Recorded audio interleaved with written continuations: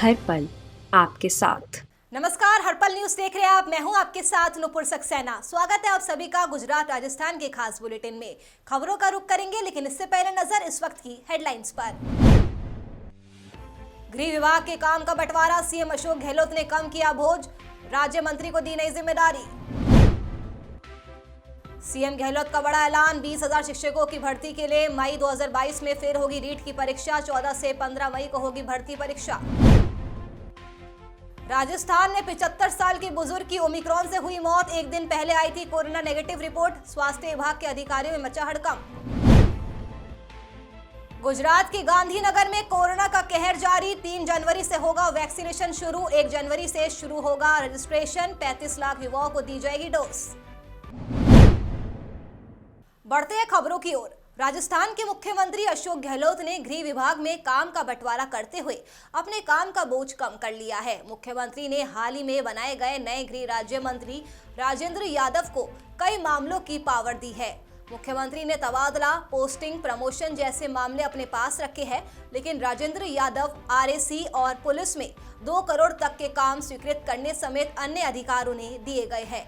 मुख्यमंत्री अशोक गहलोत ने गृह विभाग के नए रूल्स ऑफ बिजनेस जारी किए हैं। इसके तहत तय किया गया है कि विभाग में कौन सा काम कौन करेगा, किन मामलों की फाइलों का डिस्पोज ऑफ कौन करेगा। गृह विभाग की फाइलों का रूट तय किया गया है।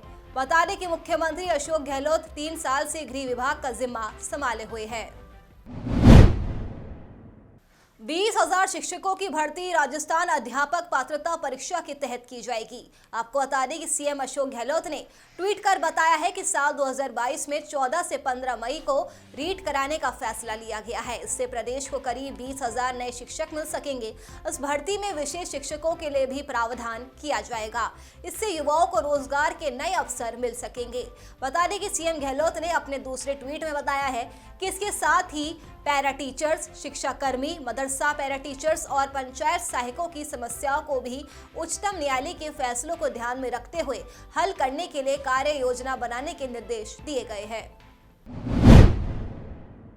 राजस्थान सरकार Harish Chandra Mathur state institute of public administration Jaipur में 25 करोड़ की लागत से नया ऑडिटोरियम बनवाएगी। आपको बता दें कि जल्द ही इसका काम भी शुरू हो जाएगा। वहीं सीएम अशोक गहलोत ने पुराने हॉस्टल को अपग्रेड करने के लिए 10 करोड़ रुपए और देने की घोषणा की है। उन्होंने ट्रेनी आरएएस अफसरों से कहा कि वो गांधी जी की जीवनी जरूर पढ़े। इससे मिलने वाली सीख हमेशा मार्गदर्शन करती रहेगी। राज्य सेवाओं के 2021 बैच की बेसिक ट्रेनिंग के शुभारंभ के मौके पर गहलोत ने अफसरों को सीख दी कि उनकी कलम अंतिम छोर पर खड़े व्यक्ति के हित में चलनी चाहिए। गहलोत ने आगे कहा कि ईमानदार और संजीदा प्रशासनिक अधिकारी का जनता भी साथ देती है। सीएम ने कहा कि एक अच्छा अधिकारी वो है जो जात पात धर्म क्षेत्रवाद से ऊपर उठकर अपनी ड्यूटी करे। आवश्यकता कम रहेगी, सादगी से रहेंगे। इस गांधी के देश में हम लोग रहते हैं और गांधी ने भी कहा था कि आप लोगों के लिए और हम लोगों के लिए सीख है वो कि जब कभी आपकी कदम में कोई संदेह पैदा हो मैं क्या फैसला करूं, आप उस गरीब व्यक्ति को याद करो जिसको जिंदगी में आप देखा हो और फिर कल्पना करो कि जो मेरी कदम उस दिशा में चले। यदि अंतिम छोर पे खड़े व्यक्ति का भला हो रहा है क्या इससे और उस पर देरी होती है तो कितना दुख होता होगा। उसको होता है, उसके परिवार को होता है, समाज को होता है। तो सरकार में जब परफेक्शन होना चाहिए कि तमाम जो कमियां आई है समय के साथ साथ वो सब कमियां समाप्त हो और मैं उसमें लगा हुआ हूँ। मैं चाहता हूँ कि रेगुलर में करीब 1 लाख के आसपास हम लोगों ने भर्ती कर दी है और 1 लाख के आसपास की भर्तियों का प्रक्रिया चल रही है विभिन्न विभागों के अंदर। उसमें कोई अर्ज नहीं है। डेमोक्रेसी में बात सरकार तक पहुंचे, सरकार के मुखिया तक पहुंचे, अधिकारी तक पहुंचे, होना भी चाहिए। तो कई काम ऐसे होते हो ही नहीं सकते हैं, सुप्रीम कोर्ट का आदेश है या नियमों नहीं है, उसके लिए हम लोग धरना देते हैं, वो अच्छी बात भी नहीं होती है। या हम लोग बेरोजगार संघ बना करके आंदोलन करने लग जाए। तेजी से फैल रहे कोरोना के नए वेरिएंट ओमिक्रॉन को लेकर मुख्यमंत्री अशोक गहलोत ने कहा है कि वैक्सीनेशन अनिवार्य होना चाहिए। उन्होंने कहा कि राजस्थान में नए साल पर 3 जनवरी से कोविड वैक्सीनेशन अभियान चलाया जाएगा। हम लोगों को एक मौका दे रहे हैं कि वो खुद अपने हिसाब से आगे आकर अनुशासन का पालन करें, वरना 3 तारीख के बाद सरकार को सख्ती करनी पड़ सकती है। मास्क पहने, डिस्टेंसिंग मेंटेन करें, पर सबसे बड़ी बात है वैक्सीन दोनों लगाना आवश्यक है उसके खुद की ज़िंदगी के लिए। कई लोग लापरवाह करते हैं साहब कि मेरे कुछ हुआ ही नहीं, मैं क्यों लगवाऊँ। उसको नहीं मालूम है कि आपके हो चुका है, आप एसिम्प्टोमेटिक हैं, इसलिए आपको नहीं मालूम पड़ा। पर आपको अधिकार नहीं है, अगर आपको हो गया तो आप कहीं जाएंगे तो और लोगों को फैला देंगे आप, ये अधिकार किसी को नहीं होता। इसलिए हमने कहा ये आवश्यक नहीं, अनिवार्य होना चाहिए वैक्सीन। इसमें जनता से मैं अपील करूंगा, अपने खुद के, अपने परिवार के, अपने समाज के हित में सब लोग दोनों वैक्सीन लगाएं। राजस्थान में अब ओमिक्रॉन संक्रमण भयानक रूप लेता जा रहा है। कोरोना के इस नए वेरिएंट ने उदयपुर के एक व्यक्ति की जान ले ली है। यहाँ एक 75 साल के बुजुर्ग की ओमिक्रॉन की वजह से मौत हो गई है। जानकारी के मुताबिक बुजुर्ग का उदयपुर के महाराणा भोपाल चिकित्सालय में इलाज चल रहा था। उनकी एक दिन पहले ही कोरोना की रिपोर्ट भी नेगेटिव आई थी। 15 दिसंबर को तबियत बिगड़ने पर उन्हें इलाज के लिए अस्पताल लाया गया था। तबियत खराब होने पर बुजुर्ग की कोरोना की जांच कराई गई थी, जिसमें वो कोविड पॉजिटिव पाए गए थे। सैंपल को जीनोम सीक्वेंसिंग के लिए पुणे भेजा गया, जिसके बाद उनमें ओमिक्रॉन की पुष्टि हुई थी। हालांकि बाद में उनकी कोरोना की रिपोर्ट भी नेगेटिव हो गई थी। ऐसे में बुजुर्ग की मौत ने स्वास्थ्य विभाग के अधिकारियों को चिंता में डाल दिया है। लेक सिटी उदयपुर में नए साल का स्वागत बड़े ही धूमधाम के साथ होगा। नए साल का जश्न मनाने के लिए हजारों की संख्या में सैलानी उदयपुर पहुंच चुके हैं। शहर के ज्यादातर होटल और रिजॉर्ट हाउसफुल हो चुके हैं। हालांकि कोरोना की नई गाइडलाइंस आने के बाद होटल और रिजॉर्ट में नए साल के स्वागत की तैयारियों के प्रोग्राम में कुछ बदलाव किया गया है। लेक सिटी उदयपुर के पर्यटन स्थल इन दिनों सैलानियों की आवाजाही से गुलजार है। नए साल का स्वागत करने के लिए देश के अलग अलग प्रदेशों से सैलानी उदयपुर पहुंचे हैं, जिसके चलते उदयपुर के अधिकांश होटल्स और रिजॉर्ट हाउसफुल हो चुके हैं। इन्वेस्ट राजस्थान 2022 को लेकर जिला स्तरीय सम्मेलन आयोजित किए जा रहे हैं। सभी जिलों से संभावित निवेश को जमीन पर उतारने की जिम्मेदारी जिला कलेक्टर्स को भी सौंपी गई है। जयपुर में जिला स्तरीय निवेश सम्मेलन 5 जनवरी 2022 को होगा। इसको लेकर आज जिला कलेक्टर अंतर सिंह नेहरा ने प्रेस कॉन्फ्रेंस की। जिला कलेक्टर अंतर सिंह नेहरा ने प्रेस वार्ता में कहा कि अब तक 100 MOU और LOI फाइनल हुए हैं। वहीं 10,000 करोड़ रुपए से ज्यादा के करार हो चुके हैं। 5 जनवरी तक इनकी संख्या में इजाफा होने की उम्मीद जताई गई है। जयपुर में 5 जनवरी को आयोजित होने वाले कार्यक्रम में हस्ताक्षर होंगे। जयपुर में रिकॉर्ड MOU और LOI करवाने की तैयारी की गई है। सिद्धपीठ मेहंदीपुर बालाजी धाम इन दिनों श्रद्धालुओं की आस्था से सराबोर है।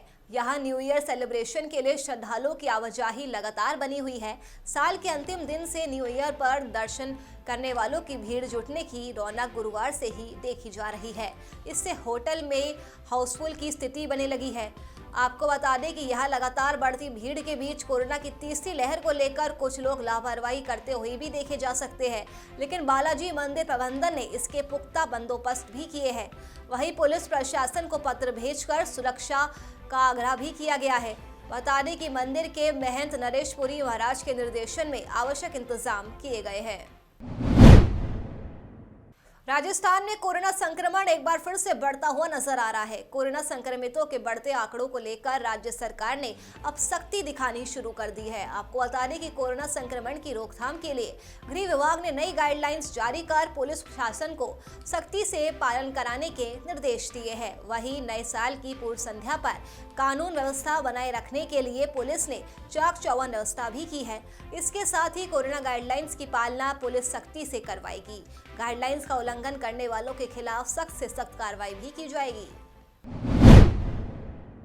जयपुर में बीते 3 दिनों से एक बार फिर से प्रदेश में कड़ाके की सर्दी ने असर दिखाना शुरू कर दिया है। बीते 3 दिनों में रात के तापमान में करीब 6 से 7 डिग्री तक गिरावट दर्ज की जा चुकी है, तो वहीं प्रदेश के करीब आधा दर्जन जिलों में रात के तापमान में 8 से 9 डिग्री तक गिरावट दर्ज की जा चुकी है। इसके साथ ही प्रदेश के आधा दर्जन जिलों में रात का तापमान एक बार फिर से जमाव बिंदु की ओर बढ़ने लगा है। बीती रात 0.7 डिग्री के साथ जहां फतेहपुर में सबसे सर्द रात दर्ज की गई, तो करौली में भी रात का तापमान 1.1 डिग्री पर पहुंच चुका है। राजस्थान के गंगापुर सिटी के बाटोदा थाना क्षेत्र के आरमपुरा गांव में गुरुवार सुबह एक युवक का शव मिला।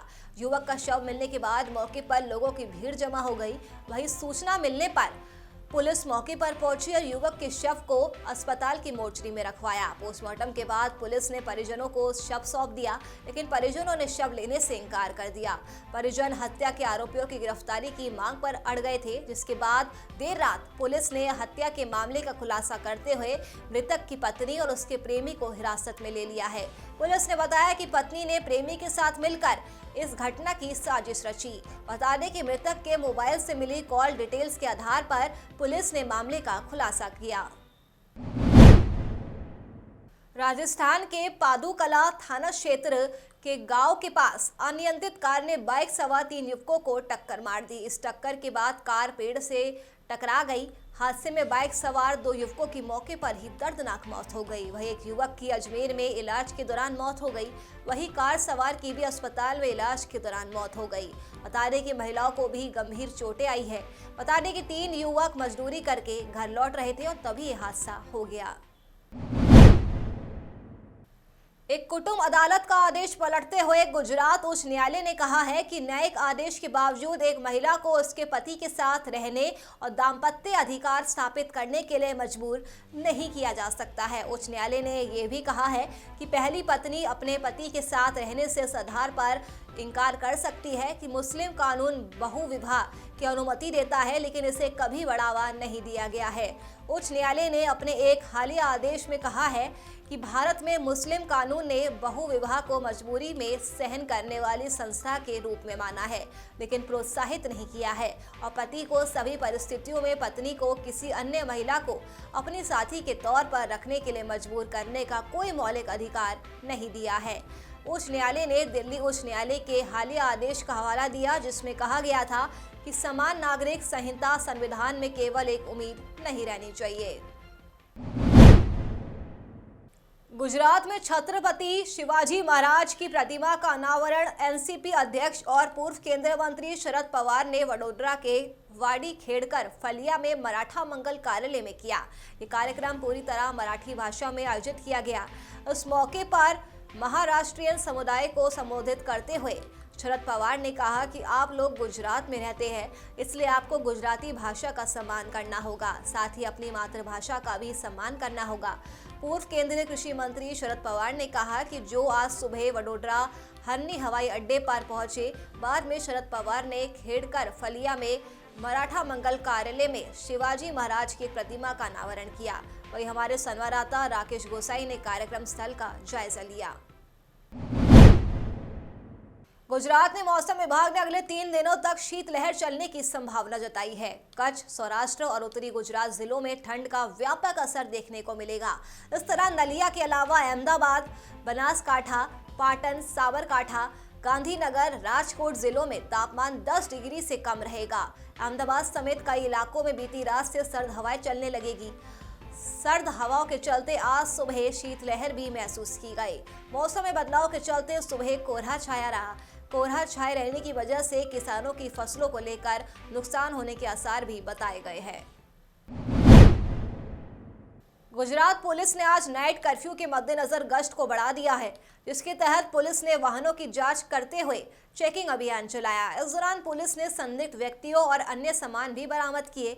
वहीं ड्रग एडिक्ट भी पकड़े जा रहे हैं। साथ ही बीती रात पुलिस ने बड़े शहरों के कई इलाकों में चेकिंग अभियान चलाया था और अभियान के दौरान शहर में प्रवेश करने और छोड़ने वाले वाहनों की भी पुलिस ने चेकिंग की।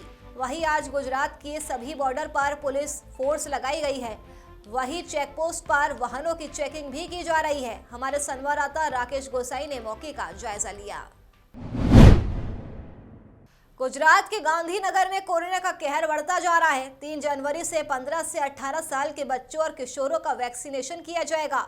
अगले महीने कोरोना वैक्सीनेशन के लिए निर्धारित अवधि के दौरान राज्य के स्कूलों और अन्य जगहों पर हेल्थ टीम की तरफ से वैक्सीन लगाई जाएगी। गुजरात के स्वास्थ्य मंत्री ने कहा कि 15 से 18 साल की उम्र वाले 35 लाख टीनेजर्स को वैक्सीन की खुराक दी जाएगी। गुजरात सरकार ने इसके लिए स्कूलों में कैंप लगाने का आदेश दे दिया है। 1 जनवरी से वैक्सीनेशन ड्राइव के लिए ऑनलाइन रजिस्ट्रेशन शुरू हो जाएगा। स्वास्थ्य मंत्री ने आगे कहा कि 15 से 18 साल के आयु वर्ग में करीब 35 लाख बच्चों की पहचान वैक्सीनेशन के लिए की गई है। इन बच्चों को केवल कोवैक्सीन की डोज दी जाएगी। इसके लिए कोविन पोर्टल पर 1 और 3 जनवरी को रजिस्ट्रेशन शुरू होगा। वहीं गुजरात के स्कूलों में भी कोरोना ने पैर पसारने शुरू कर दिए हैं। स्कूलों में अब छात्र भी कोरोना संक्रमित होने लगे हैं। राज्य के स्कूलों में अभी 100 से ज्यादा छात्र कोरोना पॉजिटिव हो चुके हैं। बुधवार को शहर के उद्गम और जेवर स्कूल में छात्रों की रिपोर्ट पॉजिटिव मिली थी। वहीं स्कूल प्रबंधन समेत अभिभावकों ने भी चिंता का माहौल है। अब अहमदाबाद के स्कूलों में कोरोना के केस का आंकड़ा अब 21 तक पहुंच चुका है। इसके साथ ही सूरत, राजकोट और वडोदरा जैसे शहरों के स्कूलों में भी अब छात्र संक्रमित होने लगे हैं। स्कूलों में ऑफलाइन शिक्षा चल रही है, जिससे ज्यादातर अभिभावकों की तरफ से बच्चों को स्कूल भेजा जा रहा है। गुजरात में पिछले 24 घंटे में कोरोना के 573 नए मामले सामने आए हैं। वहीं 102 मरीज ठीक हो चुके हैं और 2 मरीजों की मौत हुई है। राज्य में ओमिक्रॉन के कुल 97 मामले सामने आ चुके हैं। आपको बता दें कि वाइब्रेंट गुजरात वैश्विक निवेशक सम्मेलन में वही लोग शिरकत कर सकेंगे जो कोरोना टीके की दोनों डोज ले चुके होंगे और 24 घंटे पहले तक की RT-PCR नेगेटिव टेस्ट रिपोर्ट अपने साथ लेकर आएंगे। वहीं सरकार 15 से 18 साल के बच्चों को स्कूल और घर जाकर टीका लगाने के लिए विशेष अभियान चलाएगी। राज्य सरकारी कार्यालयों में टीके की दोनों डोज ले चुके लोगों को ही प्रवेश दिया जाएगा। चलिए फिलहाल के लिए गुजरात राजस्थान के खास बुलेटिन में मेरे साथ बस इतना ही। देश और दुनिया की तमाम खबरों के लिए आप देखते रहिए हर पल न्यूज़। नमस्कार।